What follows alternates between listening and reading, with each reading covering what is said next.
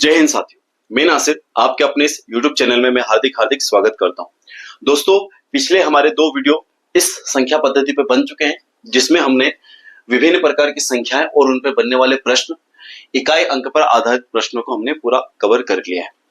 सारे के सारे एग्जाम ओरिएंटेड है। आप जाकर अगर आपने उस वीडियो को नहीं देखा है तो आप उन दोनों वीडियो को देखिए और कमेंट करके बताइए कि आपको वो वीडियो कैसा लगे। इस लेक्चर में हम लोग 4 टाइप को हम लोग यहाँ पे कवर करेंगे। किस किस को? जानवर पर आधारित, मतलब जानवरों पर आधारित क्वेश्चन हम लोग यहाँ कवर करने वाले, भाग की लंबी विधि पर आधारित क्वेश्चनों को हम लोग कवर करने वाले, अंक आधारित प्रश्न को भी हम लोग यहाँ पे कवर करेंगे, गुणा भाग तथा जोड़ घटाव पर आधारित प्रश्न को भी हम लोग यहाँ पे कवर करेंगे। ठीक है, चलिए इसको शुरू करते हैं बिना देरी के। सबसे पहला हमारा टॉपिक रहेगा जानवरों पर आधारित प्रश्न। चलो चलते हैं। Animal based questions. इसका पहला जो क्वेश्चन हमारे सामने है वो ये रहा। आप देखिए, आपको दिख रहा होगा कि कुछ गधेड़िए अपनी भेड़ें चरा रहे हैं। यदि जमीन पर कुल 230 पेड़ तथा उनके सिरों की कुल संख्या 60 हो तो भेड़ों की संख्या कितनी होगी? ठीक है, इंग्लिश में some shepherd are grazing their ships if the total number of feet on the ground is 230 and the total number of their heads is 60, then what will be the number of ships? भेड़ों की संख्या हमको बतानी है। अब दोस्तों, इसमें हम लोग क्या करेंगे, सबसे पहले हमारा जो कॉन्सेप्ट है, पहले उस कॉन्सेप्ट को समझेंगे, उसके बाद मैं आपको कहां ले जाऊंगा, इसकी ट्रिक पे ले जाऊंगा। तो इसको पूरी तरीके से देखना। पहले मैं कॉन्सेप्ट समझा देता हूं कि बाई चांस अगर आप ट्रिक भूल भी जाएं तो आपको कॉन्सेप्ट काम आ जाए। ट्रिक से आप मात्र 5 सेकंड के अंदर इसका आंसर पा लोगे। कितने सेकंड में? सिर्फ 5 सेकंड में आप इसका आंसर प्राप्त कर लोगे। लेकिन पहले कॉन्सेप्ट समझ लेते हैं हम लोग के कॉन्सेप्ट क्या है इसका। चलिए, मेरे पास में भेड़ है और उनको चराने वाले लोग हैं। तो दोस्तों, मुझे इस क्वेश्चंस के अंदर उनके मतलब पैरों की संख्या दे रखी है, लेकिन वो भी मिश्रित रूप से, मतलब भेड़ की भी दे रखी है और साथ साथ में उनको चराने वाले जो ग्वाल होते हैं उनको भी दे रखी है। ठीक, उसके बाद में से उनके सिरों की मतलब उनके सिरों की भी संख्या दे रखी है। तो भेड़ और उनको चराने वाले लोग, उन दोनों को मिलाकर हमको दे रखी है, मतलब मिक्स रूप से उन्होंने दिया हुआ है। तो हम इस टाइप के क्वेश्चनों को वैसे विलोपन विधि के द्वारा सॉल्व करते हैं, जिसको हम लोग बहुत इजी तरीके से कर भी लेंगे। फिर उसके बाद हम लोग चलते हैं ट्रिक के ऊपर। तो चलिए हम लोग यहाँ पे मान लेते हैं। क्या मान लें? सबसे पहले तो हम लोग यहाँ पे एक काम करते हैं कि जो भेड़ है ना, उनको हम कुछ मान लेते हैं कि मान लेते हैं कि भैया टोटल भेड़ जो है वो कितने हैं? 1 है। और उनको चराने वाले जो लोग हैं, गधेड़िए, उनकी हम लोग संख्या मान लेते हैं कितनी? टोटल गधेड़िए हो जाएंगे हम लोग Y। अब मेरे को यहाँ पे इनके नंबर नहीं पता है, ना ही उनके पैरों की संख्या मुझे पता है, अलग अलग नहीं पता है ना। अभी जो मुझे पता है वो दोनों के मिलकर पता है। तो हम लोग क्या करेंगे कि चलो भेड़ को हम लोग ले लेते हैं कि भेड़ के पैर और जो अपने गधेड़िए के पैर है वो टोटल कितने हैं, उसको हम लोग समझ लेते हैं। तो सबसे पहले मैं यहाँ पे लिख देता हूं भेड़, फिर उसके बाद में से मैं लिख देता हूं किसके? उनके गधेड़िए की संख्या। मान लेते हैं कि मेरे पास में भेड़ है और मेरे पास में गधेड़िए है। अब मैं बात करूं कि इनके पैर कितने कितने होते हैं, तो आप में से कई सारे लोग यही बोलेंगे कि हाँ सर, जो भेड़ है उनके पैर कितने रहेंगे? 4। और जो उनको चराने वाले लोग हैं उनके पैर कितने रहेंगे? 2, क्योंकि वो तो इंसान है। ठीक है, तो यहाँ पे 2 पैर वाले लोग और 4 पैर वाले जानवर यहाँ पे है। ठीक है, अब मैं बोलूंगा इन दोनों के पैरों की संख्या कितनी है, तो हमको पता है कि इनके पैरों की संख्या कितनी है? 230 है। लेकिन मुझे इनके साथ तो कुछ करना पड़ेगा। ये तो मैंने उनकी संख्या लिखी है, मैंने पैरों की संख्या टोटल थोड़ी ना लिखी है। अब मुझे क्या करना पड़ेगा? जो भेड़ है ना, मुझे इसके साथ में 4 का मल्टीप्लाई करना पड़ेगा। वो जो मेरे पास में गधेड़िए है ना, मुझे इसके साथ में किसका मल्टीप्लाई करना पड़ेगा? 2 का मल्टीप्लाई करना पड़ेगा। क्यों करना पड़ेगा? क्योंकि मान लेते हैं मेरे पास में 2 भेड़ है ना, 2 भेड़ मेरे पास में है। अब मैं बोलूं कि बताओ उनके पैर कितने हैं, तो आप क्या करोगे? क्योंकि भेड़ के पैर कितने होते हैं? 4। तो आप क्या करोगे? उस 2 का मल्टीप्लाई किसके साथ में करोगे? 4 के साथ में करोगे, ताकि आपको पता चल जाए कि दोनों भेड़ों की जो पैर है टोटल कितने हो जाएंगे? 8 हो जाएंगे। ठीक है, इसी तरीके से जो ग्वाल है या उनको चराने वाले लोग हैं, अगर मैं पूछूं कि उनके पैरों की संख्या कितनी है, और वो मान लो मेरे पास में 10 लोग हैं जो उनको चरा रहे हैं, तो 10 लोग हैं तो मल्टीप्लाई करेंगे किससे हम लोग? 2 से। क्यों हम लोग 2 से क्यों मल्टीप्लाई करेंगे? क्योंकि उनके पैर कितने होंगे? 2 पैर होंगे, इसलिए 2 से मल्टीप्लाई करेंगे और हम बोलेंगे भैया टोटल 20 पैर है उनके। ठीक है, तो यहाँ पे इसलिए हमने इस भेड़ों की संख्या के साथ में 4 का मल्टीप्लाई किया और उनको चराने वाले जो हमारे पास में गधेड़िए उनके साथ में हमने 2 का मल्टीप्लाई किया। जब दोनों का हमने प्लस कर दिया तो हमारे पास में टोटल पैर कितने बन गए? यहाँ पे टोटल पैर बन गए हमारे पास में 230। क्लियर है? यहाँ पे टोटल पैर कितने बने? 230। उसके बाद में से अब सिरों की बात करते हैं, तो भेड़ के सिर कितने होंगे? एक ही सिर होगा भाई। कि किसी मतलब आपने देखे कि भेड़ों के 2-2, 3-3 सिर होते हैं? नहीं, नॉर्मली जनरली एक ही सिर होता है। तो भेड़ के लिए हमने सिर्फ एक माना, और जो ग्वाल या उनको चराने वाले जो है उनकी भी सिर कितने होंगे, एक ही होंगे। लेकिन दोनों के मिलाकर सिर कितने बता रहे हैं हमको, वो 60 बता रहे हैं। अब विलोपन विधि में हम लोग क्या करते हैं कि जिसकी वो संख्या पूछता है ना, हम उसको रखते हैं, बाकी को हम लोग वहां से विलोप कर देते हैं, हटा देते हैं। ठीक है, तो यहाँ पे हम लोग क्या करेंगे, हमको उसने भेड़ की संख्या पूछी है, तो भेड़ की संख्या पूछी तो हमको x वाली वैल्यू को रखना पड़ेगा, y वाली वैल्यू को हटा देना पड़ेगा। तो इसके लिए हम लोगों को इन दोनों को हटाना पड़ेगा यहाँ से। तो हम लोग क्या करेंगे, यहाँ पे एक क्रॉस मल्टीप्लाई करेंगे दोनों तरफ हम लोग क्या करने वाले हैं, क्रॉस मल्टीप्लाई करने वाले हैं। तो यहाँ पे कुछ नहीं, मतलब 1 मान ले, तो इस 1 का मल्टीप्लाई इस इक्वेशन के साथ में होगा, और इस 2 का मल्टीप्लाई जो है, किस 2 का मल्टीप्लाई भाई, इस 2 का मल्टीप्लाई जो है इस इक्वेशन के साथ में होगा। तो चलो हम लोग यहीं से कर देते हैं। तो पहले 1 का इक्वेशन, मतलब इस 1 का मल्टीप्लाई से इस पूरी इक्वेशन के साथ में करेंगे हम लोग। तो करते हैं, क्या मिला हमको, मिला 4x, फिर मिला 2y, और फिर मिला 230।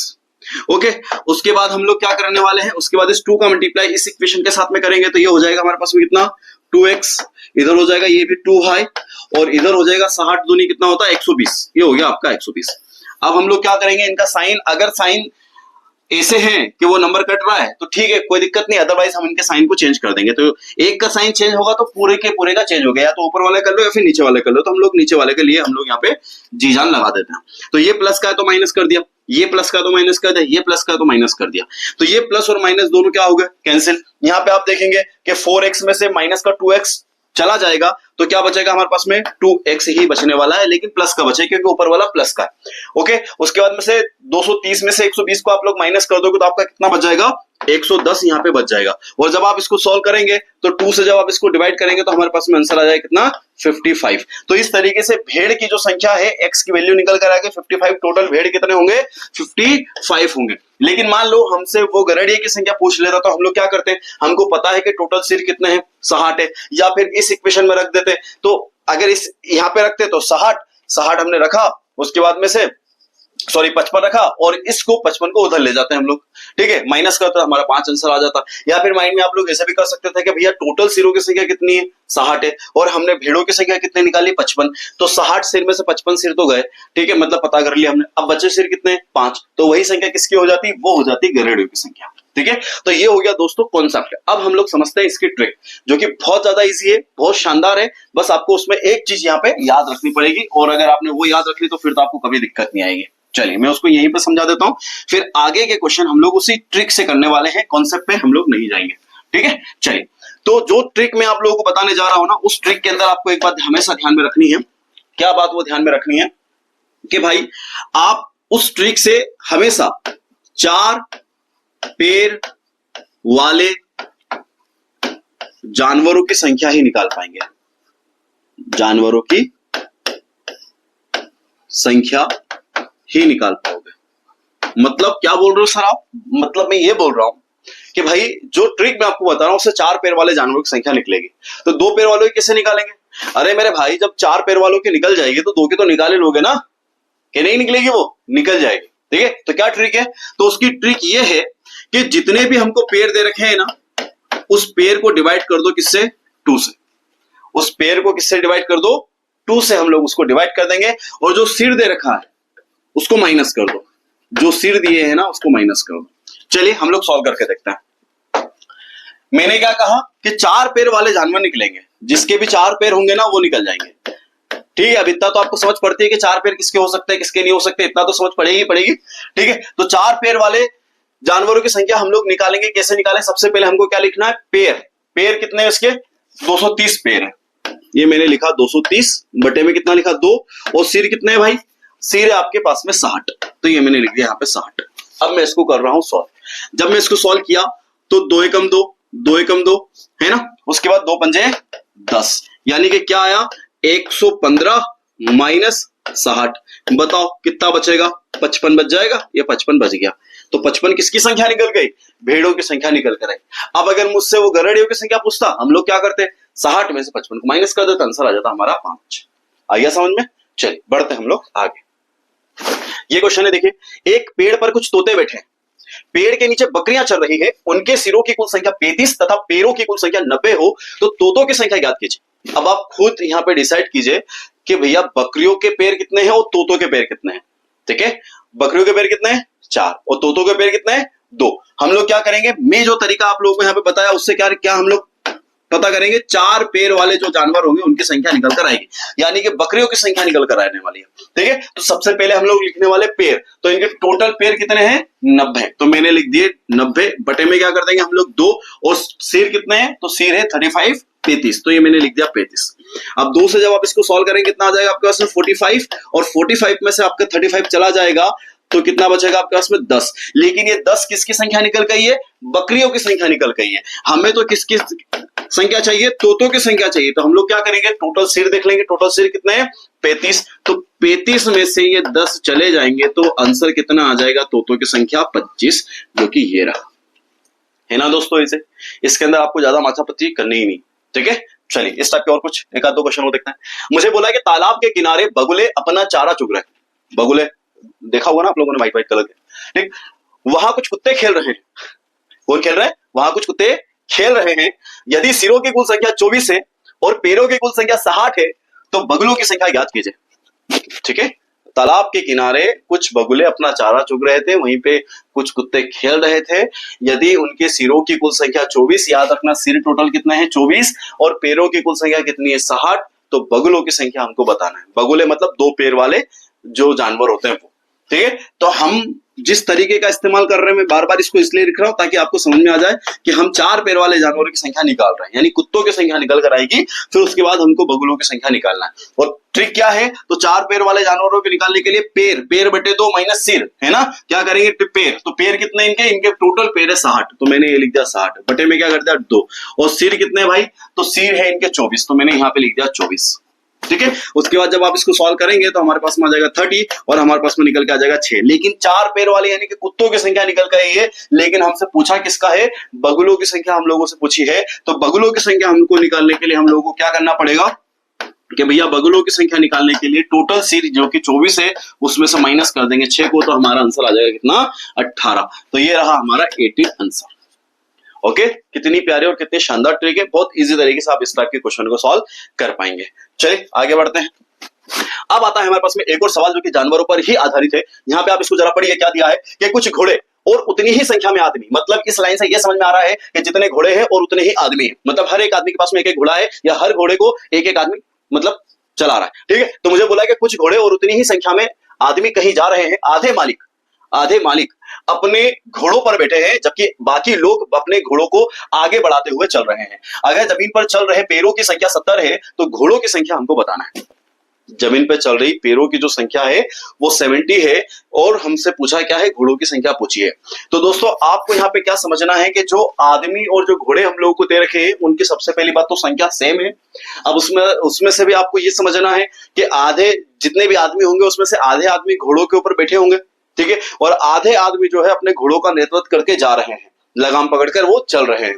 ठीक है, अब जितने आदमी जमीन पर मतलब चल रहे हैं, घोड़ों पे नहीं बैठे हुए हैं वो, और जितने घोड़े हैं वो, ठीक है, उन सभी के पैरों की जो टोटल संख्या है वो टोटल कितनी है 70 है, 70 है।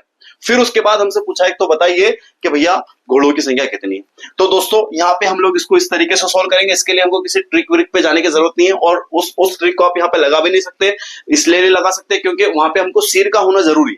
यहाँ पे सिर दे ही नहीं रखा, यहाँ पे तो क्या दे रखा है हमको, सिर्फ पैरों की संख्या दे रखी है। ठीक है, वो भी कुछ अलग अलग उलझा कर, पहेली बना कर। तो क्या करेंगे हम लोग यहाँ पे कि जितने भी घोड़े होंगे हम उसको मान लेते हैं क्या x। ठीक, और जो आदमी होंगे मेन उनको भी क्या मान ले हम लोग x, क्योंकि भैया जितनी संख्या हॉर्स की है उतनी ही संख्या मैन की है। ठीक है, तो हमने क्या किया, हमने लिखा x प्लस x। अब पैरों की संख्या दे रखी है, जो कि पैरों की संख्या कितनी है 70।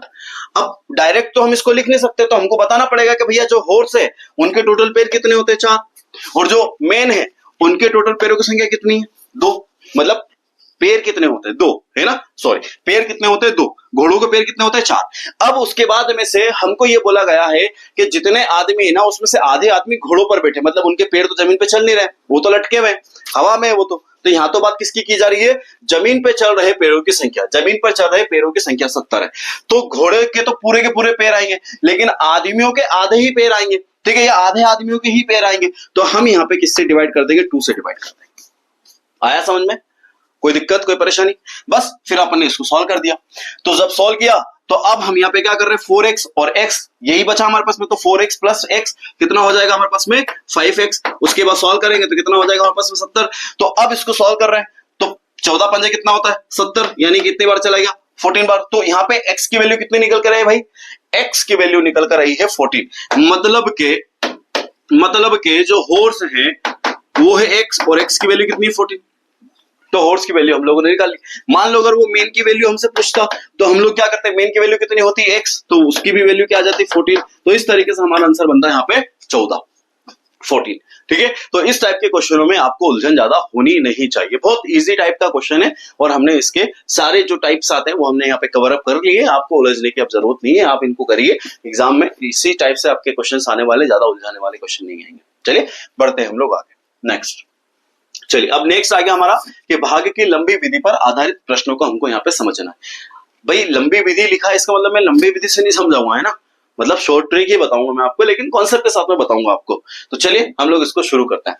तो सबसे पहले मुझे दिया है कि 1265 में किस संख्या से भाग दे कि भागफल 84 तथा शेषफल 5 प्राप्त हो। तो सबसे पहले हम कुछ चीजें समझ लेते हैं ताकि हमको चीजें अच्छी लगे और आसानी से समझ में आने भी लगे। तो क्या चीज मैं आपको समझाना चाहता हूं, मैं ये चीज आपको समझाना चाहता हूं प्यारे दोस्तों कि आपने कभी ना कभी भाग किया होगा। क्या होगा भाग, ठीक है। तो हिंदी वाले बच्चों के लिए पहले मैं यहाँ पे बता देता हूँ, उसके बाद अपन इंग्लिश वाले बच्चों के लिए भी देख लेंगे। तो सबसे पहले हम लोग इस टाइप का कुछ बनाते हैं और यहाँ पे लिखते हैं, यहाँ पे जो कुछ नंबर लिखते हैं ना उस नंबर को हम लोग भाज्य के नाम से जानते हैं। यहाँ पे जो भी नंबर लिखा जाता है बीच में हम उसको भाज्य के नाम से जानते हैं और इसके इधर हमको जो मिलता है ना इसको तो हम लोग कई बार बोलते हैं कि भागफल। तो ये तो सभी बच्चों को पता है कि ये क्या होता है, भागफल होता है। लेकिन इधर वाले में कई बार कंफ्यूज होते हैं बच्चे, तो बीच वाले को भाज्य बोलते हैं, उधर वाले को भागफल बोलते हैं, और जो यहाँ पे रहता है जिससे हम लोग डिवाइड करते हैं उसको हम लोग भाजक बोलते हैं। क्या बोलते हैं, भाजक बोलते हैं, ये भाजक। उसके बाद अगर बाय चांस कुछ बच जाता है तो हम लोग उसको क्या बोलते हैं, शेषफल बोलते हैं। ये बात आपको याद रखना है, क्या बोलते हैं, शेषफल बोलते हैं। ठीक है, इंग्लिश में क्या करेंगे, तो इंग्लिश में हम लोग यहाँ पे लिख देते हैं इस तरीके से कि यहाँ पे जो नंबर होता है ना हम उसको बोलते हैं डिविडेंड। क्या बोलते हैं, डिविडेंड। ठीक है, डिविडेंड हम इसको यहाँ पे बोल रहे हैं। उसके बाद यहाँ जो लिखा जाएगा ना उसको बोला जाएगा डिवाइजर। क्या बोला जाएगा, डिवाइजर। और यहाँ पे क्या आ जाएगा हमारे लिए, कोसेंट। क्या आ जाएगा, कोसेंट। ठीक, और जो बच जाता है हम उसको बोलते हैं रिमाइंडर। क्या बोलते हैं, रिमाइंडर।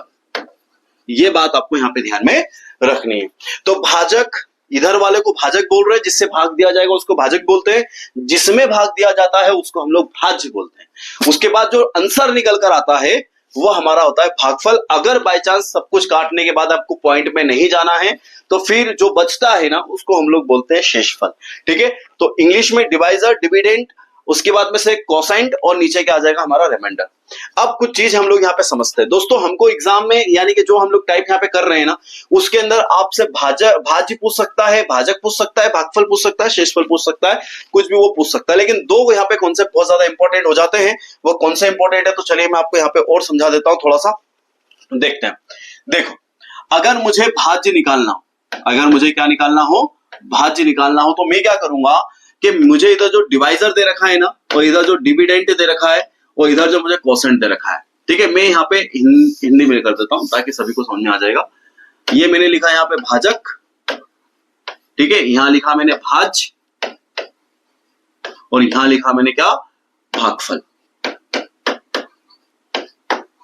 और यहां लिख देते हैं हम लोग शेषफल। इंग्लिश में भी मैं लिख देता हूं डिवाइजर, यहां पर लोग देते हैं डिविडेंड, और यहां लिख देते हैं हम लोग कोसेंट। ठीक है, और यहां हो जाता है हमारा रिमाइंडर। ठीक है, ये रिमाइंडर। अब अगर मुझे भाज्य की वैल्यू पता करना है तो क्या करूंगा मैं, भाज्य की वैल्यू पता करने के लिए मुझे इन दोनों का मल्टीप्लाई करना पड़ेगा।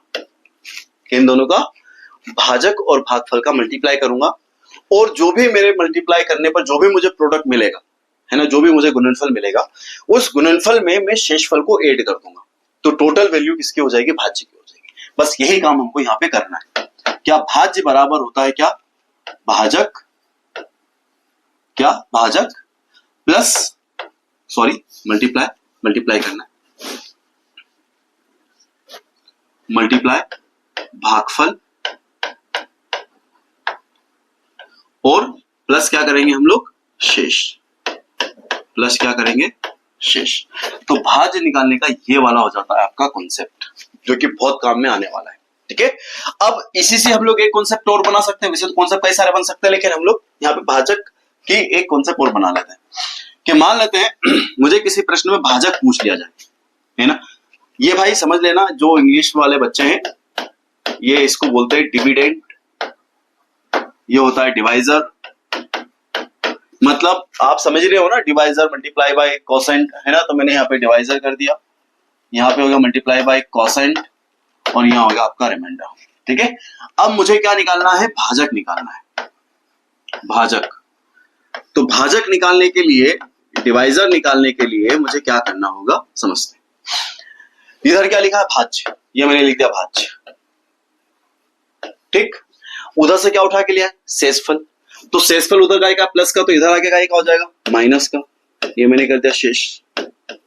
और ये मल्टीप्लाई का साइन है, अगर हम उसको आरएचएस से एलएचएस की तरफ ले जाएंगे तो जो भागफल है हमारा वो कहां जाएगा, नीचे आ जाएगा।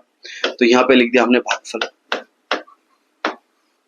तो इस तरीके से आप लोग क्या निकाल सकते हो, भाजक या डिवाइजर की वैल्यू निकाल सकते हो। ये दो कॉन्सेप्ट आपको याद रखना है, बाकी के काम आपके बहुत इजी यहाँ पे होने वाला है।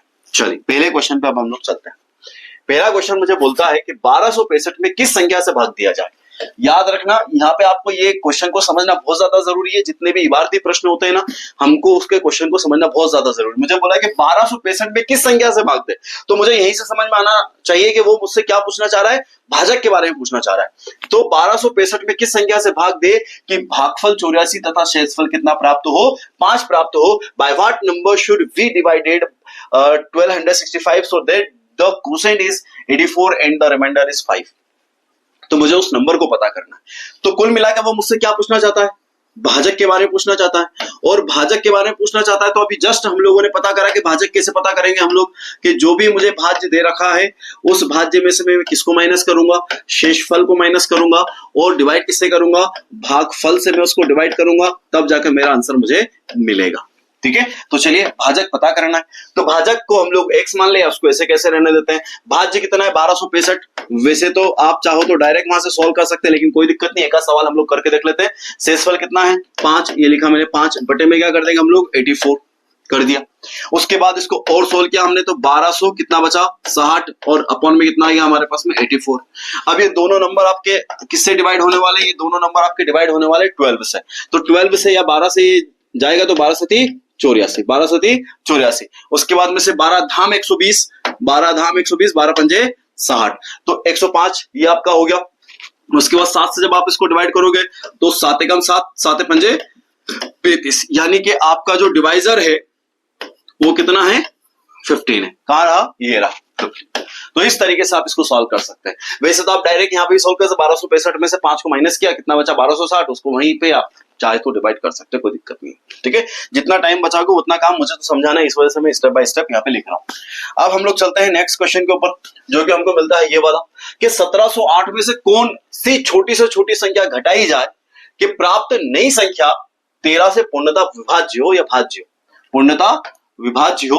1708 में से कौन सी छोटी से छोटी संख्या घटाई जाए कि प्राप्त नई संख्या 13 से पूर्णतः विभाज्य हो। इस टाइप के जब क्वेश्चंस आते हैं ना, तो कुल मिलाकर वो बोलना चाहता है कि 13 से पूरा पूरा कटना चाहिए और हमको कोई ऐसा नंबर उसमें से माइनस करना है। तो कुल मिलाकर हम लोग 1708 में क्या करें, 13 का डिवाइड कर दें। तो 1708 में हम किसका डिवाइड कर रहे हैं, 13 का हम लोग डिवाइड कर रहे हैं। तो 13 ये एक भाजक है हमारा। ठीक है, अब हम देखते हैं कि हमारा क्या बचता है, जो बचेगा ना उसी को हम लोग माइनस कर दे, हमारा आंसर आ जाएगा फटाफट। ठीक है, तो चलो करते इसको। 13 एकम 13 माइनस क्या, कितना बचा आपके पास में से 4, इधर से क्या आया 40, मतलब 0 हो गया, 40 हो गया। फिर 13 39, ये मैंने 39 लिख दिया। कितना बचा आपके पास में से 1, ऊपर से क्या उतारा आपने 8, 18 हो गया। फिर 13 एकम 13, ये मैंने 13 एकम 13 लिख दिया, माइनस क्या, कितना बचा आपके पास में 5। ये जो बचा है ना, यही आपका आंसर है। मतलब 1708 में से अगर आप 5 माइनस कर देंगे तो जो भी नंबर बचेगा वो 13 से पूरा पूरा डिवाइड हो जाएगा, क्योंकि सवाल ही ऐसा है कि 1708 में से कौन सी छोटी से छोटी संख्या घटाई जाए कि प्राप्त नई संख्या, घटाने के बाद जो संख्या है प्राप्त नई संख्या 13 से पूर्णतः विभाजित हो जाए। ठीक है, तो 5 5 है, अगर हम 1708 में से इस 5 को माइनस कर देंगे तो हमारा वो नंबर पूरा पूरा 13 से डिवाइड हो जाएगा। इसी टाइप का एक क्वेश्चन मैं आपको दूंगा फटाफट, जो कि आपको खुद को करना है। ये वाला क्वेश्चन आप खुद करके देख लीजिएगा कि 1560 में से कौन सी सबसे छोटी संख्या जोड़ी जाए। अब घटाने के बजाय क्या कर देंगे, जो जितना नंबर बच रहा होगा ना उसको ऐड कर देंगे। चलो इसको भी मैं ही सॉल्व कर दूंगा। छोटी संख्या जोड़ी जाए कि प्राप्त नई संख्या 18 से पूर्णतः विभाज्य हो जाए, तो इसको भी इसी तरीके से करना है। अब बात किसकी की जा रही है, छोटी से छोटी संख्या हमको जोड़ने की बात की जा रही है ना। जोड़ तो कितनी बड़ी संख्या सकते हैं, लेकिन छोटी से छोटी संख्या जोड़ने की बात कर रहा है। तो 12 आपके 1565 में हम लोग डिवाइड करें किसका, 18 का हम लोग यहाँ पे डिवाइड करने के लिए जा रहे हैं। 18 से आप लोग डिवाइड करोगे तो 15 तो जा नहीं रहा, तो 156 के ऊपर हमको जाना पड़ेगा। तो 18 8 कितना होता है आपका, 18 8 होता है 144। तो ये मैंने 144 लिख दिया, सॉरी 18 8 144 ये मैंने कर दिया। माइनस करो इसको, कितना बचा आपको इसमें से, 6 में से 4 गया कितना बचा, 2 बचा, 5 में से 1 गया कितना बचा, 1। ठीक है, ये तो पूरा कैंसिल हो गया। अब उसके बाद में से क्या बच रहा है आपके पास में, 120। ठीक है, कितना बच रहा है, 120। अब उसके बाद में से हमारे पास में आ जाता है 18 छके 108, 18 छके 108 है ना। तो यहाँ पे हम लोग लिख देते हैं 6, तो 108 हमने कर दिया। माइनस करके देखते हैं कितना बच रहा है, 12 बच रहा है। अब 12 अगर हमारे पास में बच रहा है तो मुझसे पूछना चाह रहा है कि 1265 में ऐसी कौन सी संख्या छोटी से छोटी जोड़ दी जाए कि प्राप्त नई संख्या 18 से पूर्णतः विभाजित हो जाए। तो हमको क्या करना है कि भैया 12 बच रहे हैं। अब 12 में हमको एक ऐसा नंबर जोड़ना है जो कि 18 से पूरा पूरा डिवाइड हो जाए, जो दोनों के मिलाकर 18 से पूरा पूरा डिवाइड हो जाए। तो भाई 18 है, 18 की पहाड़ा बोलना है, तो इसमें क्या कम पड़ रहा है, 6 तो कम पड़ रहा है। अगर इन दोनों को ऐड कर दिया जाएगा तो क्या हो जाएगा, 18 हो जाएगा। तो ये 18 से पूरा पूरा कट जाएगा। तो इसलिए हमारा यहाँ पे जो आंसर बन जाएगा कि अगर हम 1560 में 6 और प्लस कर देंगे तो हमारा ये जो आंसर है आपको, मतलब जो नंबर हमारा बनेगा नया नंबर 1566, वो 18 से पूरा पूरा डिवाइड हो जाएगा। तो इस तरीके से आपका जो आंसर आ जाता है वो आ जाता है आपका यहाँ पे 6। ठीक है, क्लियर है। तो इस टाइप का अगर क्वेश्चन आए तो आप उसको कर लीजिएगा। चलिए, अब हमारे पास में से एक और क्वेश्चन आता है। वो क्वेश्चन क्या है कि यदि किसी संख्या को 69 से विभाजित किया जाता है तो शेष 45 बचता है। अगर कोई नंबर हमारे पास में है, कोई भी नंबर है ना, कोई एक भाज्य हमारे पास में, उसको अगर हम 69 से विभाजित करते हैं तो हमारे पास में शेष कितना बचता है, 45 बचता है। यदि उसी संख्या को 23 से विभाजित किया जाए तो शेष कितना प्राप्त होगा, ये हमसे पूछना चाह रहा है। बुक्स के अंदर कई सारे टाइप्स या कई बेकार तरीके से इसको सॉल्व करने के लिए तरीके बताएं, लेकिन आपको उन बेकार तरीकों पे नहीं जाना। हमको हमारा स्मार्ट वर्क करना है, काम सही तरीके से करना है। हम लोग क्या करेंगे कि यदि किसी संख्या को 69, कोई संख्या है उसको 69 से डिवाइड करते हैं तो हमारे पास में जो शेष बच जाता है ना, वो शेष क्या बचता है, 45 बचता है। ठीक है, अगर उसी संख्या को अगर हम लोग 23 से विभाजित करते तो शेष कितना प्राप्त होता। तो इसमें हमको क्या करना है, इसमें हमको जो नेक्स्ट हमको डिवाइड करने के लिए जिस नंबर से डिवाइड करने के लिए बोल रहा है ना, तो उस नंबर से हमको डिवाइड करना है। लेकिन किसमें डिवाइड करना, हमको पूरी संख्या में करने की जरूरत नहीं, जो शेष बच रहा है ना उससे डिवाइड करना है। क्योंकि आप देखिए ये 69 और 23 में कुछ ना कुछ रिलेशन होगा, यानी कि जो 69 और 23 की टेबल के अंदर आता है। ठीक है, मतलब वो नंबर आपके इसके मतलब इस जितनी बार इससे कट रहा है ना, उससे 3 गुना इससे कटेगा और बचेगा लास्ट में कुछ ना कुछ जरूर बचेगा। ठीक है, तो कुल मिलाकर हम लोग यहाँ पे ये कहना चाहता हूं, मैं इसको ज्यादा आपको कंफ्यूज करना नहीं चाहता हूं कि 69 से हमको कोई लेना देना नहीं है। इस प्रश्न के अंदर हमको जो शेष बचता है उससे लेना देना है, और जिससे जो उसी संख्या को जो नई संख्या से विभाजित करने के लिए बोल रहा है उससे हमको लेना देना है। तो हम इस 45 में इस 23 से डिवाइड करेंगे। तो चलो कर देते हैं, 45 डिवाइडेड बाई कितना, 23। जब सोल्व किया तो 23 से कम 23 एक ही बार जाएगा। ये कितना बच रहा है आपके पास में, यहाँ पे 22 बच रहा है। यही आपका आंसर हो जाएगा, बस इससे ज्यादा आपको कुछ करना ही नहीं। ठीक है, आपको आगे समझ में आ जाएगा। मैं एक और क्वेश्चन देता हूं कि यदि किसी संख्या को 49 से विभाजित किया जाए, किससे 49 से विभाजित किया जाए तो हमारे पास में शेष कितने बच जाते हैं, 32 बच जाते हैं। और उसके बाद में से वो बोलना चाह रहा है कि यदि उसी संख्या को हम 7 से विभाजित करते तो शेष कितना प्राप्त होता। तो घबराने वाली बात नहीं, जो हमको इससे तो आपको लेना देना नहीं, हमको लेना देना किससे, शेष से लेना देना है। तो 32 में हम लोग डिवाइड करेंगे किसका, इस 7 से, जो कि उस संख्या को काटने वाला है। ठीक है, तो अब हम इसको सॉल्व करते हैं। तो कितनी बार जाएगा, 7 चौक 28 मैंने कर दिया, 7 चौक 28। कितना बच रहा भाई यहाँ पे, तो आपके पास में यहाँ बच रहा है कितना, 4। बस यही आपका आंसर, जो बचता वही आंसर हो जाता है। तो इस टाइप के क्वेश्चनों में आपको उलझने की जरूरत नहीं है, बहुत इजी क्वेश्चंस होते हैं, बहुत नॉर्मल क्वेश्चन होते हैं, हम लोग इसको अच्छे तरीके से कर सकते हैं। चलिए आगे बढ़ते हैं। अब हमारे पास में आता है कि भाग के एक प्रश्न में हाँ, ये क्वेश्चन थोड़ा सा बढ़िया है, इसको थोड़ा सा आप लोग करके देखिएगा। मैं आपको इसको समझाते चला जाता हूं, करते चले जाते हैं, है ना। भाग के एक प्रश्न में भाजक भागफल का 5 गुना, जो भाजक है मतलब जो आपका डिवाइजर है वो कोसेंट का क्या है 5 गुना है, लेकिन शेषफल का 2 गुना है। कोसेंट का 5 गुना है ये डिवाइजर, लेकिन रिमाइंडर का कितना गुना है 2 गुना है। फिर मुझे बोला कि यदि शेष 30 हो तो भाज्य का मान ज्ञात कीजिए। यदि शेष, हमको रिमाइंडर की यहाँ पे वैल्यू दे रखी है जो कि कितनी है 30 दे रखी है, और क्या पूछा है भाज्य का मान ज्ञात कीजिए। भाज्य मतलब डिविडेंड, है ना, भाज्य का मान ज्ञात करना है, ये क्वेश्चन हमको दिया हुआ है। तो चलो भाई हम लोग इसको कर लेते, कोई दिक्कत वाली बात नहीं। भाज्य की वैल्यू पता करने के लिए हमको पता ही है कि भाज्य को हम लोग निकाल कैसे सकते हैं। भाज्य बराबर होता है भाजक, है ना, भाजक, फिर होता है क्या भागफल, और फिर होता है क्या शेष। शेष ये प्लस का साइन है, थोड़ा सा छोटा लिख देता हूं यार मैं इसको, बड़ा हो गया है ये। यहां पे लिखते हैं हम लोग भाज्य, भाज्य बराबर भाजक, भाजक, फिर लिखते हैं मल्टीप्लाई भागफल, और प्लस कर देते हैं किससे, शेष से प्लस कर देते हैं। ये हम लोग कॉन्सेप्ट यहाँ पे लगाने वाले हैं। तो सबसे पहले तो हम लोग को पता ही होना चाहिए कि डिवाइजर कितना है, कोसेंट कितना है, क्योंकि जब तक हमको भाजक नहीं पता होगा, भागफल नहीं पता होगा, शेषफल नहीं पता होगा, तब तक हम लोग काम ही नहीं कर पाएंगे। ये तो अच्छी बात है कि यहाँ पे हमको शेषफल की वैल्यू दे रखी है, जो कि कितनी दे रखी है 30। शेषफल की वैल्यू कितनी दे रखी है 30 मुझे दे रखा है यहाँ पे। तो चलो हम लोग इसको सॉल्व कर देते, कोई दिक्कत वाली बात नहीं, बहुत ईजी काम हमारे यहाँ पास हो जाएगा। तो अगर मैं इस 30 को यहाँ पे रख दूं किस जगह पर, रिमाइंडर की जगह पर, तो क्या हो जाएगा मेरे पास में आपका जो डिवाइजर है उसकी वैल्यू हमको पता चल जाएगी। चलो हम लोग रख के रखते हैं, यहां से इसको हटाते हैं, अपन भाज्य की वैल्यू पता करना है, इसको देखेंगे। तो divisor is equal to 30 into 2। क्यों रखा भाई मैंने 30, क्योंकि ये वाली इक्वेशन हमारी बन रही है। तो यहां से हमको डिवाइजर मिल जाता है कितना 60। डिवाइजर कितना मिल जाता है 60। ये क्या है हमारा, याद रखना, ये क्या है हमारा डिवाइजर, भाजक है ना, डिवाइजर। अब उसके बाद में से कोसेंट की वैल्यू चाहिए मुझे, तो कोसेंट में हमको डिवाइजर की यहाँ पे वैल्यू पता चल चुकी है। तो अब हम लोग इस इक्वेशन की बात करने वाले हैं। यहाँ पे क्या करेंगे हम लोग यहाँ पे काम करेंगे कि जो डिवाइजर है 60 उसको रखा, फिर रखा कोसेंट, फिर मल्टीप्लाई किया 5 से। अब जब इसको सॉल्व करेंगे तो हमारे पास में निकल के आ जाए कितना 12। तो ये जो 12 निकल के आया है, ये 12 क्या है कोसेंट, हमारा काम हो गया। हमने पूरा काम बहुत इजी तरीके से यहाँ पे कर लिया। इसको भी मैं तरीके से बताऊंगा, लेकिन आप इसका कॉन्सेप्ट तो समझे पहले, ठीक है। तो अब मैं इसको यहाँ पे रखने के लिए जा रहा हूं। तो मेरे पास में जो भाजक है वो कितना निकल के आया 60, भागफल कितना निकल के आया आपका 12, और शेषफल कितना था, तो शेषफल था हमारे पास में 30, ठीक है। अब हम इसको सॉल्व कर रहे हैं, तो 12 कितना होता है 72, ये 0 ऐसा कैसा, प्लस क्या कर दिया आपने 30। अब इसको सॉल्व किया तो 750, ये आपका आंसर निकल कर आया है। कहां है 750, ये रहा आपका 750।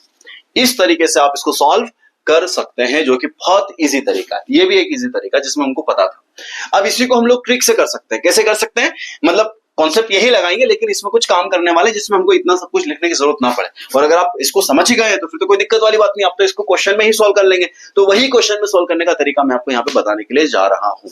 चलिए नेक्स्ट पेज पे हम लोग चलते हैं। जैसे अभी हम लोगों ने देखा कि हमको भाज्य की मान पता करने के बारे में पता था कि भाज्य कैसे निकाल सकते हैं। तो भाजक मतलब डिवाइजर, और उसके बाद में से भागफल मतलब कोसेंट, और प्लस क्या करेंगे हम लोग इसके साथ में शेष। शेष हम इसमें शेषफल जो है उसको ऐड कर देंगे। तो हमको ये पता था कि जो भाजक है ना वो जो भाजक है ना वो शेष का 2 गुना है, ठीक है। मतलब ये तो कितना हो गया 30। तो हमको भाजक पता करना है, तो भाजक पता करने के लिए हमने क्या कर दिया 30 इंटू 2, तो हमको निकल के आ गया कितना 60, ठीक है। और जो भाजक था ना वो भागफल का 5 गुना है। जो भाजक है वो भागफल का 5 गुना, तो भाजक तो हमने निकाले कितना हो गया हमारा 60। फिर भागफल, तो जितना भाजक है ना उतना हमने लिखा, और बटे में क्या कर दिया भाजक भागफल का कितना गुना था 5 गुना था, वो हमने यहाँ पे रख दिया, और प्लस क्या कर दिया हमने यहाँ पे 30। अब इसको सॉल्व कर दो, 5 72, सॉरी 12 पंजे 60, उसके बाद 5 72 720 प्लस 30, आंसर आपके सामने आ गया 750। इस तरीके से भी आप इसको सॉल्व कर सकते हो। मैं इसको नेक्स्ट क्वेश्चन के अंदर और थोड़ा इजी तरीके से करने की कोशिश करता हूं ताकि आप तक बात पहुंच जाए। मुझे बोला है कि भाग के एक प्रश्न में भाजक भागफल का 10 गुना, भाजक भागफल का 10 गुना। तो सबसे पहले तो अपन लिख देते हैं, ये मैंने लिख दिया भाजक, सॉरी भाज्य, ये मैंने लिख दिया क्या, भाज्य। उसके बाद किसको लिखे, भाजक यानी कि डिवाइजर, मल्टीप्लाई, इसको लिखे हम लोग भागफल, और फिर प्लस क्या कर दे, शेष को प्लस कर देते हैं। ठीक, अब हमको यहां पे देखना है कि शेष कितना है। तो शेष है भाई यहां पे 40, शेषफल कितना है 40, 40। मुझे बोला है कि एक भाग के एक प्रश्न में भाजक भागफल का 10 गुना लेकिन शेष का 5 गुना है। तो शेषफल, ये जो भाजक है ना, ये शेषफल का 5 गुना है। तो 40 गुणित कितना करते हैं 5, कितना निकल के आया भाई 200, मल्टीप्लाई भागफल। अब मुझे यहां पे बोला है कि भाग के एक प्रश्न में भाजक भागफल का 10 गुना है, भाजक भागफल का 10 गुना है। तो हम लोग क्या करेंगे, बटे में 10 कर दिया, हो गया हमारा काम। और ये 40 ऐसा कैसे, अब ये 0 से 0 कैंसिल।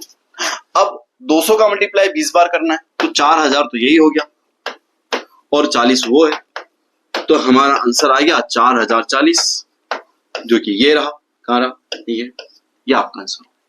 ठीक है, तो इस तरीके से आप इसको सॉल्व कर सकते हैं, जो कि इजी है ना, टफ नहीं है, इजी है। चलिए आगे बढ़ते हैं। नेक्स्ट मुझे बोला है फिर से एक प्रश्न के अंदर के भाग के एक प्रश्न में एक विद्यार्थी ने 36 के बदले में 63 को भाजक के रूप में लिया। आंखें उसकी उलट गई हुई। भाग के एक प्रश्न में एक विद्यार्थी ने 36 के बदले 63 को भाजक के रूप में लिया। याद रखना, डिवाइड उसको किससे करना था, 36 से करना था, लेकिन उसने किससे कर दिया, 63 से कर दिया। ठीक है, फिर उसके बाद बोला कि भाजक के रूप में लेता है, तो उसने जब उस नंबर को डिवाइड कर दिया तो उसका जो भागफल निकल के आया, उसका जो उत्तर निकल के आया, वो कितना निकल के आया 24। मतलब शेषफल कुछ बचा ही नहीं है ना, पूरा पूरा कट गया। तो उसका उत्तर 24 था। तो सही उत्तर क्या है ये हमसे पूछना चाह रहा है। तो उत्तर सही क्या है, इनमें से उत्तर सही क्या है। वैसे तो दिमाग लगा लो, 24 का उल्टा क्या कर दे 42, लेकिन सही है कि नहीं वो थोड़ा देख लेते हैं हम लोग। तो भाई जैसा कि हम लोगों को ये पता है कि अगर हम किसी भी संख्या में अगर इससे डिवाइड करते हैं तो भाजक एक अलग होता है, भागफल एक अलग होता है। फिर अगर भाजक का मल्टीप्लाई अगर हम उस भागफल के साथ में कर दे तो हमको कौन सा नंबर मिल जाता है, भाज्य निकल कर आ जाता है। तो दोस्तों मैं यहाँ पे ये करने जा रहा हूं कि भाग के एक प्रश्न में एक विद्यार्थी ने 36 के बदले 63 को भाजक में रूप में लिया और डिवाइड करने पर उसका आंसर कितना निकल के आया, 24 निकल कर आया। तो अगर हम लोग इस भाजक और इस भागफल का मल्टीप्लाई कर दे, मतलब कि 63 मल्टीप्लाई बाय 24, तो मल्टीप्लाई और मतलब मल्टीप्लाई करने पर जो मुझे मिलेगा वो क्या मिलेगा, भाज्य मिलेगा। मतलब इन दोनों के मल्टीप्लाई करने से मुझे क्या प्राप्त हो जाएगा, भाज्य प्राप्त हो जाएगा। अब जब भाज्य प्राप्त हो जाएगा तो मुझे क्या चाहिए, सही उत्तर चाहिए। तो सही उत्तर पाने के लिए मुझे 63 की जगह उस भाज्य में किससे भाग देना पड़ेगा, 36 से भाग देना पड़ेगा। तो मान लेते हैं कि इन दोनों का मल्टीप्लाई हो गया और जो भी हमको मिला वो भाज्य हो गया। अब भाज्य में हम लोग किससे डिवाइड कर रहे हैं, 36, जो कि वास्तव में रियल भाजक है, डिवाइजर है, सही डिवाइजर है। तो हमने डायरेक्ट इसको 36 से डिवाइड कर दिया।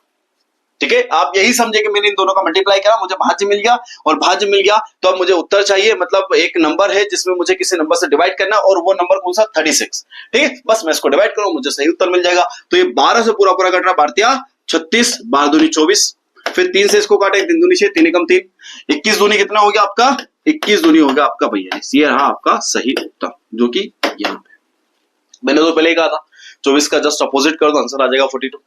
ठीक, लेकिन भाई ऐसे मत करना, इसे सॉल्व करना। ठीक है, चलिए इस टाइप के क्वेश्चन हमारे पास में कंप्लीट होते हैं। अब हम जा रहे हैं अंक आधारित प्रश्न। अंक आधारित प्रश्न, ये टाइप बहुत प्यारा है, आप इसको अच्छे से करिएगा। आप इसको नॉर्मल और हल्के में मत लीजिएगा। अगर एग्जाम में आ गया तो कई सारे बच्चे तो कर ही नहीं पाएंगे इस टाइप के क्वेश्चन को। चलिए देखते हैं क्वेश्चन किस टाइप के। क्वेश्चन है आपके सामने कि यदि 2 अंकों वाली संख्या का योग 12 है और अंकों को उलटने पर बनी संख्या मूल संख्या से 18 अधिक है, तो ज्ञात कीजिए कि वह संख्या कौन सी। क्या बोलना चाह रहा है कि यदि 2 अंकों की या 2 अंकों वाली संख्या का योग, मतलब 2 अंकों वाली संख्या जो कि इनमें से कोई होगा। ठीक है, 2 अंकों वाली संख्या का योग 12 है और अंकों को उलटने पर, मतलब जैसे मान लो 75 हमारा आंसर आता है, तो एक ये है और इसको उलट दिया जाए तो कितना 57। ठीक है, तो ये नया नंबर हो जाएगा। तो उलटने पर बनी संख्या मूल संख्या, मूल संख्या मतलब ओल्ड नंबर, ओल्ड नंबर है ना। तो उलटने पर बनी संख्या, तो ये जो बनी संख्या नहीं है, न्यू नंबर है, और मूल संख्या मतलब ओल्ड नंबर है, ठीक है, से 18 अधिक है, मतलब उलटने पर जो संख्या बनेगी ना वो अपनी मूल संख्या से ओल्ड नंबर से 18 अधिक हो जाएगी। तो ज्ञात कीजिए कि वह संख्या कौन सी है। ये क्वेश्चन तो बहुत इजी हो गया। इसको हम लोग दोस्तों इस टाइप के जब भी क्वेश्चन आ जाए ना, यहाँ पे क्या दे रखी है आपको, शर्त कंडीशंस दे रखी है। यहाँ पे आपको क्या दे रखी है, कंडीशंस दे रखी है, शर्त दे रखी है। बस शर्त जहां पे आ जाती है ना, वहां पे आपको फिर अपना एक्स्ट्रा दिमाग लगाने की जरूरत नहीं है। लेकिन अगर आप इसके बुक के तरीके पे चले जाएंगे तो फिर तो आप लोग मतलब बाकी क्वेश्चन करने से रहेगा, है ना, फिर तो दिमाग आउट हो जाएगा। तो आपको शर्त को समझना है। तो यहाँ पे आपको शर्त कितनी दे रखी है, 2 शर्त दे रखी है भैया, 2 अंकों की एक संख्या है ना, जिनका योग कितना है 12। तो पहली बात तो हम लोग ऐसा समझ ले कि भैया 2 अंकों की संख्या है ना, ऐसे समझ लेते हैं 2 अंकों की संख्या। ये सिर्फ समझाने के लिए आपको कर रहा हूं, आपको ये सब लिखना नहीं है एग्जाम के अंदर, आपको तो बस कैसे सोल्व करना वो मैं आपको बता दूंगा। लेकिन एक शर्त आपके दिमाग के अंदर होना चाहिए, और उनका योग कितना है, उन दोनों अंकों का योग कितना है, तो 12 है। उसके बाद में से अगर उनको उलट दे तो क्या होगा कि जो न्यू नंबर है वो ओल्ड नंबर से कितना अंतर, कितना आपको डिफरेंस मिलेगा, 18 का डिफरेंस मिलेगा। मतलब न्यू नंबर बड़ा हो जाएगा और ओल्ड नंबर क्या है, छोटा, और तब जाके हमको मतलब तभी तो हमको पता चलेगा ना कि न्यू संख्या जो है या जो नई संख्या बन रही है मूल संख्या से 18 अधिक है, तो मतलब नई संख्या बड़ी होना चाहिए, ठीक है। तो वो पूछना चाह रहा है कि बताइए वह संख्या कौन सी है। तो इतनी सारी कंडीशन है दोस्त। सबसे पहली बात तो 2 अंकों वाली संख्या होना चाहिए, तो इनमें से वो संख्या होगी, ठीक है। उसके बाद अंकों का योग 12 होना चाहिए, तो देखिए 7 5 12, 6 6 12, 4 8 12, 5 7 12, ये सब ये चारों ऑप्शन जो है इन दोनों को फॉलो कर रही है।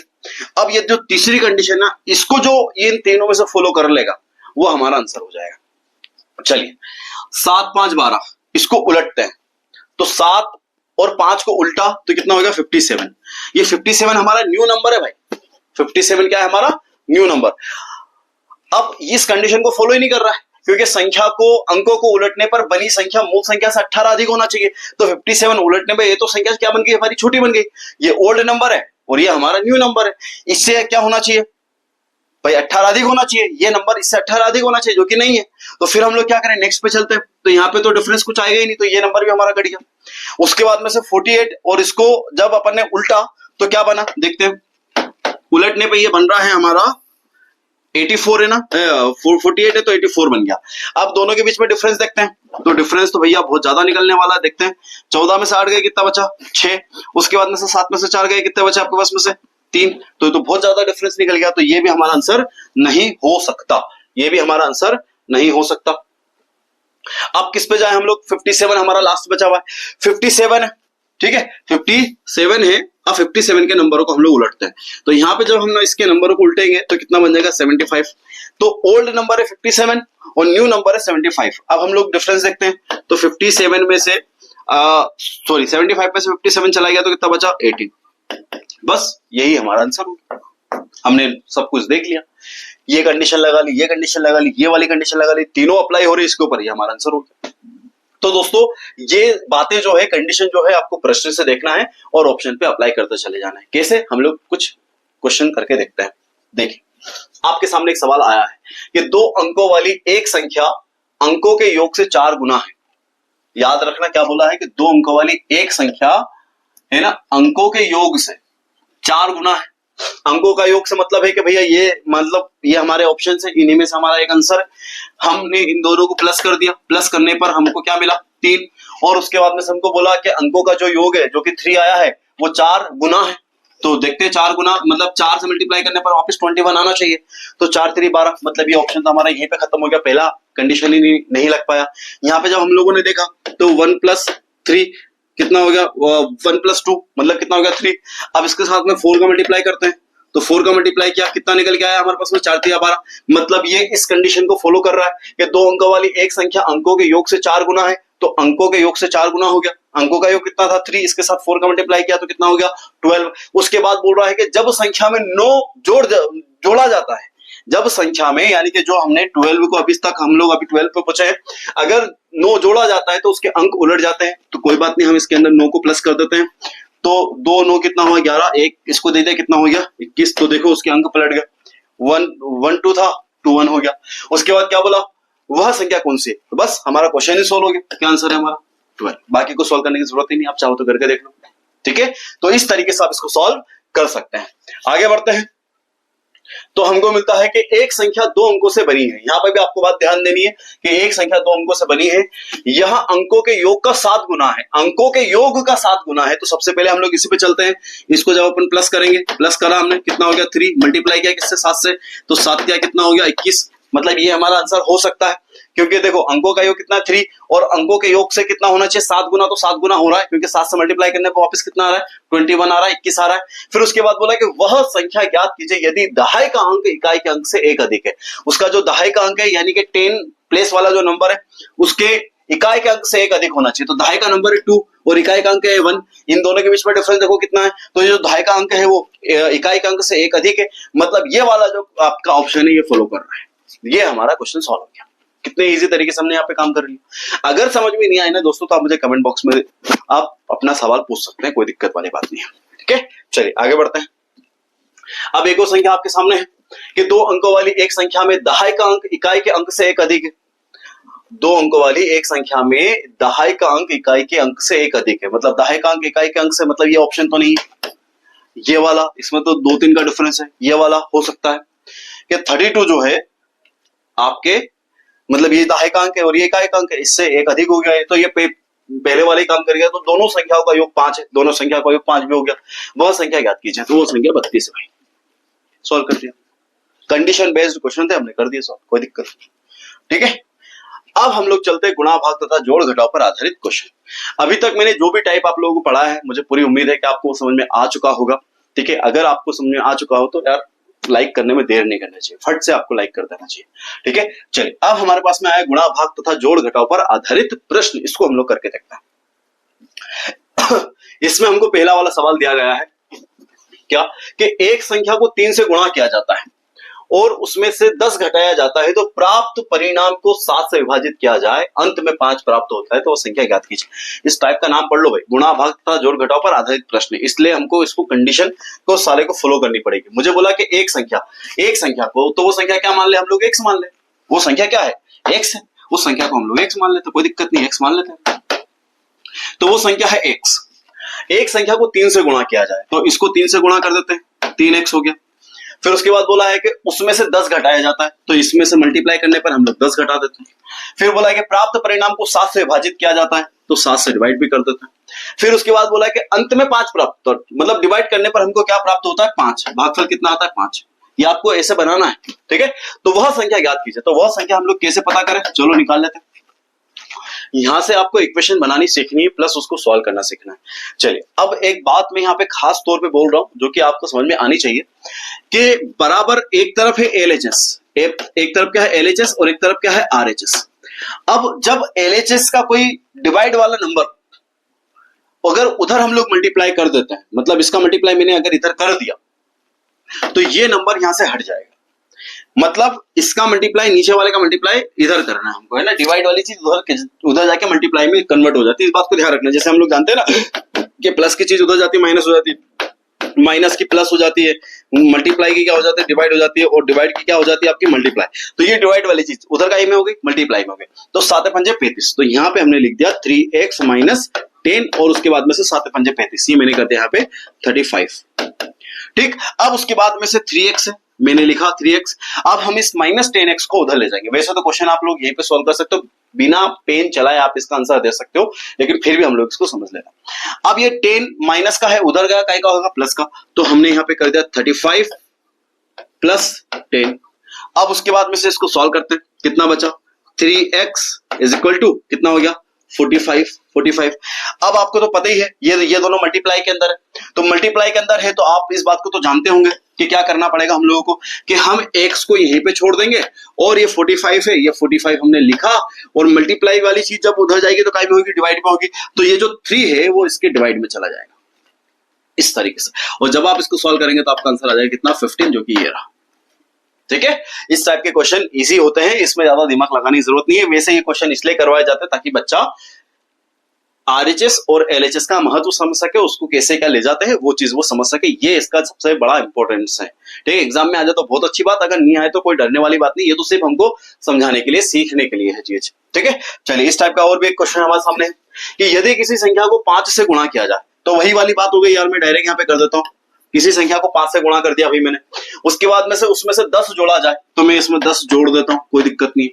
और परिणाम को 5 से विभाजित किया जाता है, तो परिणाम तो मेरे पास में कुछ आएगा ही नहीं, यही रहेगा परिणाम, तो इसको किससे डिवाइड कर दूं मैं, 5 से डिवाइड कर दूं। क्या जाए तथा मूल संख्या को घटा दी जाए। मूल संख्या मतलब क्या, मूल संख्या मतलब ओल्ड नंबर जिसको माना हमने x, वो हमने माना, तो मूल संख्या को हम लोग इसमें से घटा दें। तो क्या बोल रहा है, तो क्या प्राप्त होगा, अरे भाई सोल्व कर दे तो कोई दिक्कत नहीं।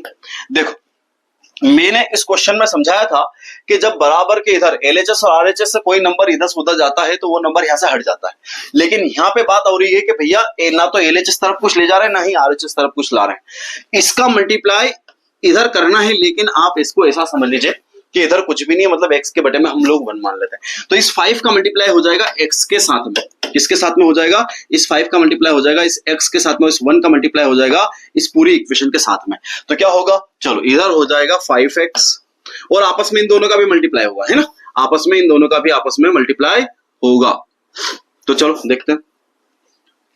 तो 5x फिर प्लस 10 जैसा था वैसा का वैसा लिख दिया, ठीक। अब उसके बाद में से इस 5 का मल्टीप्लाई हम लोग इधर करेंगे, क्योंकि ये वाला मल्टीप्लाई तो हो गया, अब ये वाला करते हैं, माइनस 5x और अपन में क्या रखेंगे 5 1 जा 5, मतलब कि भाई जब अपन लोग इधर थे तो ये 7 यहां से हटा था और यहां से पूरा क्लीन हो गया था, 7 पंजे 35 ये बराबर के उधर हो गया था, लेकिन यहाँ पे क्या कंडीशन चल रही है कि इस 5 का मल्टीप्लाई इस x के साथ में हुआ, लेकिन उसका वजूद अभी जिंदा है, यहाँ पे हटा नहीं है यहाँ से, ठीक है। चलिए अब इसको सॉल्व करते हैं, क्या होगा, तो यहीं पे देख लो, ये 5x से ये माइनस का 5x चला गया, प्लस का माइनस से कट गया, क्या बचा 10/5, तो इसको सॉल्व कर देंगे हम लोग, तो सॉल्व करने पर क्या मिलेगा हमको, देखो 5 दूनी 10, आंसर क्या आ जाएगा आपका सीधा सट 2, ये रहा आपका आंसर, ठीक है, क्लियर है, डरने वाली बात नहीं, बहुत इजी क्वेश्चन है, हम लोग कर सकते हैं, कर रहे हैं, ठीक है। नेक्स्ट हमको बोला है कि एक संख्या को 6 से विभाजित किया जाए, हाउ भाई ले, ये लिखा मैंने x बटे में क्या कर दिया हमने 6, विभाजित किया जाता और भागफल में 5 जोड़ जाता, हाउ भाई ले, जोड़ दिया मैंने 5, ठीक। उसके बाद फिर मुझे बोला कि यदि योग को फिर 9 से विभाजित किया है, मतलब ये जो योग आया है उसको फिर 9 से विभाजित किया जाए, तो कर दो भाई, 9 से विभाजित कर दो, उसकी आखिरी इच्छा पूरी कर दो, हमने कर दी, तो योग को फिर 9 से विभाजित कर दिया जाए तो भागफल 1 प्राप्त होता, मतलब उसको उत्तर में क्या स्वर्ग मिलने वाला है, उस स्वर्ग में क्या मिला उसको 1 मिल गया, ये 1, तो वह संख्या बताओ आप। तो सबसे पहली बात यहाँ पे LHS और RHS दो टाइप की चीजें हैं, तो हम लोग कुछ काम कर लेते हैं यहाँ पे कि इस 9 का मल्टीप्लाई पहले इधर कर देते हैं, जब इस 9 का मल्टीप्लाई इधर हो जाएगा तो हम लोग क्या करेंगे, हमारे पास बच जाएगा x, है ना, इस 6 का भी मल्टीप्लाई इधर कर दो भाई, अपना काम थोड़ा इजी हो जाएगा, तो ये हो गया हमारे पास में x प्लस यहाँ पे ये क्या हो गया हमारे पास में से, अच्छा चलो रुको मैं आपको ज्यादा उलझाता नहीं हूं, चलो सबसे पहले इस 9 का मल्टीप्लाई किया हमने इधर, तो ये क्या हो गया हमारे पास में, क्या बच गया x अपॉन में 6 प्लस कितना हो गया 5 इज इक्वल टू कितना हो गया 9, ठीक है। अब उसके बाद में से इस 6 का मल्टीप्लाई इधर करेंगे, इधर करने वाले हम करने वाले हैं इस 6 का मल्टीप्लाई 5 के साथ में, तो कितना हो जाएगा x, है ना, फिर 6 पंजे 30 प्लस का 30 बटे में क्या है 6, देखो भाई मैंने इसका मल्टीप्लाई इसके साथ में क्या इसका वजूद रहेगा, इस बात का ध्यान में रखना है आपको, ठीक है। अपॉन में क्या लिखा हमने 6, इधर क्या करते हैं हम लोग 9, कुछ बच्चों को ये कलर दिख नहीं रहा होगा क्योंकि मुझे यहाँ पे थोड़ा सा दिक्कत आ रही है 9, तो ये मैंने यहाँ पे लिख दिया 9। अब एक तरफ LHS है एक तरफ RHS है, क्या करेंगे हम लोग इसको ले जाएंगे इधर, तो हम ले गए, क्या बचा हमारे पास में से x प्लस 30 और उसके बाद में से 6 नमा की कितना हो गया हमारे पास में 54 54, अब उसके बाद में से x को यहीं पे छोड़ दो, इस 54 है ये प्लस का 30 है उधर चला जाएगा माइनस का हो जाएगा, तो माइनस कर दो इसको कोई दिक्कत नहीं, तो x बराबर आपके पास में कितना हो गया 24, तो इस तरीके से आपने x की वैल्यू निकाली 24, जो कि ये रहा वो ऑप्शन। तो ये दोस्तों ये बहुत शानदार प्रश्न होते हैं, अगर ये आ जाता है ना तो गलत हो ही नहीं सकता, ये किसी से भी गलत होना भी नहीं चाहिए वैसे, ठीक है। चलिए अगर किसी से गलत हो रहा है तो मतलब वो बहुत बड़ा दुष्ट है, मतलब खतरनाक इंसान है वो, अगर उससे वो क्वेश्चन भी गलत हो रहा है वाला, तो चलिए बढ़ते अपन आगे। हमारे पास में आता है कि किसी संख्या के 8 गुना को, अब एक और सवाल आया है, किसी संख्या के 8 गुना को, 8 गुना मतलब वो 8 से गुना करना, 4 से भाग देने पर, 4 से भाग दे देते, मूल संख्या का 2 गुना घटा दे, मूल संख्या मतलब x और उसका 2 गुना मतलब 2x, घटा देने पर क्या प्राप्त होगा, अरे भाई चल ठीक है सॉल्व कर दो तो कोई दिक्कत नहीं, देखो 4 दूनी 8, क्या बचा 2x माइनस 2x, क्या आंसर आएगा 0, ये तो आंसर, ये रहा आपका आंसर 0, फट से कर दिया हमने, ठीक। चलो आगे बढ़ते हो। अब हमारे पास में एक और सवाल आ गया है। कुछ सवाल मैं आप लोगों को भी दूंगा, ये तो मैं कर देता हूं, इसके बाद कुछ सवाल मैं आप लोगों को दूंगा और उसके बाद अलविदा लूंगा, ठीक है। चलिए, किसी संख्या के 3/7 का, याद रखना का मतलब क्या होता है, मल्टीप्लाई। बोर्ड मास पढ़ा है ना, पहला वीडियो मेरे यहाँ पे जो समझ मतलब एक लंबा वीडियो मैंने जो पढ़ा है वो बोर्ड मास पे ही है। बोर्ड मास अगर आपने पढ़ लिया ना तो मैथमेटिक्स की रीढ़ पकड़ लोगे आप, और अगर किसी चीज की रीढ़ पकड़ा जाती है ना तो वो पूरी अपने काबू में आ जाती है। तो बोर्ड मास इस पूरे मैथ की रीढ़ है, आपको आना चाहिए बोर्ड मास, अच्छे तरीके से आना चाहिए। अच्छे अच्छे बच्चे जो कि बहुत अच्छा कैलकुलेशन करते हैं, उनका दिमाग बहुत चलता है, वो बच्चे भी कई बार कैलकुलेशन में गलती कर देते हैं। वजह ओवर स्मार्ट और बोर्ड मास का ज्ञान नहीं होना सही तरीके से, ठीक है। तो बोर्ड मास का ज्ञान होना बहुत जरूरी है भाई, इस बात का ध्यान रखना। तो सबसे पहली बात बोला कि किसी संख्या के, कोई संख्या क्या मान ले, हम एक्स मान ले, उस संख्या के 3/7 के मतलब मल्टीप्लाई 3/7 का, इसका भी मल्टीप्लाई क्या होगा 1/4, फिर का 2/5 भाग 15 के बराबर है, ये लिख दिया। वह संख्या क्या है, बस सॉल्व कर दो, काम हो जाएगा हमारा। कर दो, 2 दूनी 4 हो गया हमारा काम। इस LHS से उधर की संख्या को काट सकते हैं, दोनों अगर अंश में हो, न्यूमरेटर में हो, तो 3 पंजे 15, ये कट गया। अब उसके बाद में से क्या करेंगे, मल्टीप्लाई कर दो, 7 पंजे 35, ये जितने भी अपॉन में है वो उधर कहां चले जाएंगे, मल्टीप्लाई में चले जाएंगे, ठीक है। तो 5 दूनी 10, 7 पंजे 35, तो भाई चलो ठीक है, तो बहुत अच्छा काम हो गया। 5 इधर का 5 लिखा है, फिर 7, फिर 2, फिर 5, देखो 7 पंजे 35 है ना, 5 दूनी 10, 35 और 10 का मल्टीप्लाई करोगे तो क्या हो जाएगा 350 आपका आंसर आ जाएगा। तो इस तरीके से हमने इसको सॉल्व कर लिया, ये भी हो गया हमारा क्वेश्चन सॉल्व, ठीक है। चलिए, नहीं आए समझ में तो कमेंट बॉक्स में बेझिझक डाल देना, आंसर दूंगा मैं आपका, ठीक है, सवाल का जवाब जरूर दूंगा। आगे बढ़ते हैं। 1/2, 1/3, 1/4 संख्याओं का योग उस संख्या से 4 अधिक है। बहुत बढ़िया, किसी संख्या का 1/2, 1/3, 1/4 संख्याओं का योग उस संख्या से 4 अधिक है, संख्या ज्ञात करना है। कोई बात नहीं भाई, हमको ये काम करना पड़ेगा। एक संख्या का 1/2 प्लस उसी संख्या का 1/3 प्लस उसी संख्या का 1/4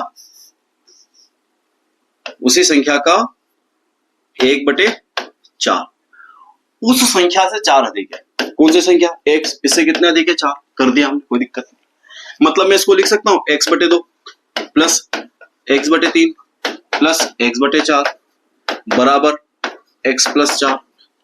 देखो यार, मैं आपको समझाने के लिए सब कुछ लिख रहा हूं, बाकी और कोई मेरा मकसद नहीं है, ठीक है। 2, 3 और 4 का अगर आप एलसीएम लोगे तो 2, 3, 4 का एलसीएम कितना हो जाएगा, 2, 3 और 4 का जो एलसीएम आ जाएगा वो आ जाएगा आपका 12। बस कर दो, ये 12 कर दिया। फिर इस 12 में 2 से डिवाइड करो, कितने बार गया 6 बार, 6 का ऊपर वाले के साथ मल्टीप्लाई किया, कितना हो गया 6x। फिर उसके बाद में से इस 12 में 3 से आप डिवाइड करो, कितना हो जाएगा 3 चौक 12 और 4x। फिर इस 12 में 4 से डिवाइड करो, कितनी बार जाएगा 4 तिया 12, 3 बार गया 3x, मल्टीप्लाई कर दिया हमने उसके साथ। इधर क्या कर दिया हमने x + 4। उसके बाद इस 12 का मल्टीप्लाई हमको इधर करना है, तो कर देते हैं, कोई दिक्कत वाली बात नहीं। और इन सबको प्लस भी करना है हमको, तो 6, 4, 10 और 3, 13, ये मैंने लिखा 13x बराबर 12x + 4, तो ये मैंने लिख दिया 12x प्लस 12 का मल्टीप्लाई कर रहे हैं अपन, है ना, 12x 12 चौक 48, तो ये मैंने यहाँ पे कर दिया 12 चौक 48। उसके बाद क्या करेंगे, 13x में से 1x चला गया तो कितना बचेगा आपके पास में से x बचेगा, और इधर कितना आ जाएगा 48। ये मैंने यहाँ पे कॉन्सेप्ट समझा दिया। कुल मिलाकर मैं यहाँ पे ट्रिक की बात अभी इसलिए नहीं कर रहा हूँ क्योंकि मैं चाहता हूँ कि आप इस पूरी प्रोसेस को समझे कि हुआ कैसे, इस पूरी प्रोसेस को समझे कैसे हुआ है। उसके बाद एक फ्रैक्शन का मैं टॉपिक लेके आऊंगा, उस फ्रैक्शन में मैं आपको ये सब कुछ समझाने की यहाँ पे कोशिश कर दूंगा, सब कुछ समझाऊंगा मैं आपको फ्रैक्शन के अंदर कि कैसे इसको करते हैं, क्योंकि फ्रैक्शन के कई सारे लोगों को ट्रिक नहीं, लेकिन मैं आपको ट्रिक बताऊंगा, अच्छी ट्रिक बताऊंगा, ठीक है, बढ़िया शानदार ट्रिक बताऊंगा। लेकिन अभी ये प्रोसेस पूरी समझ लीजिए आप, तो ये प्रोसेस आपको समझना है, देन हम लोग बढ़ते हैं आगे नेक्स्ट क्वेश्चन के लिए। ये क्वेश्चन मैं आपके ऊपर छोड़ रहा हूं, ये क्वेश्चन मैं चाहता हूं कि आप लोग खुद करें और मुझे इसका आंसर कमेंट बॉक्स के अंदर दीजिए। और दोस्तों देखो ऐसा है, आगे कोई क्वेश्चन बचा है क्या, आगे कोई क्वेश्चन नहीं बचा। तो दोस्तों देखो ऐसा है कि मेरा अगर पढ़ाने का तरीका आप लोगों को समझ में आ रहा है, आपको अच्छा लग रहा है, तो मैं आप लोगों से एक रिक्वेस्ट करना चाहता हूं कि देखिए दोस्तों, अभी मेरे सब्सक्राइबर भी कम है, बहुत सारी चीजें हैं मेरे साथ में, बहुत सारे चैलेंजेस हैं। तो दोस्तों ज्यादा से ज्यादा लोगों तक इसको पहुंचाइए और लाइक कमेंट शेयर जो भी आप कर सकते हो आप करिए, और बेल आइकन को जरूर आप लोग ऑल पे कर लेना ताकि मैं जब भी नया वीडियो बनाऊं तो आप तक वो जल्दी से जल्दी आप तक पहुंच सके। ठीक है, चलिए आज के लिए इतना ही, मिलते हैं नेक्स्ट वीडियो के अंदर। धन्यवाद दोस्तों, थैंक यू।